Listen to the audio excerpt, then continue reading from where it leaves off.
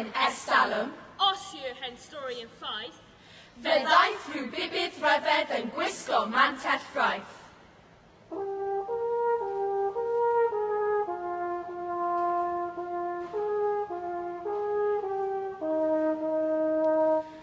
A'r pibydd creulon hwnnw, a'r aeth a'r plant i gyd a'u cloi, yn ôl y hanes, o fewn y mynydd myd.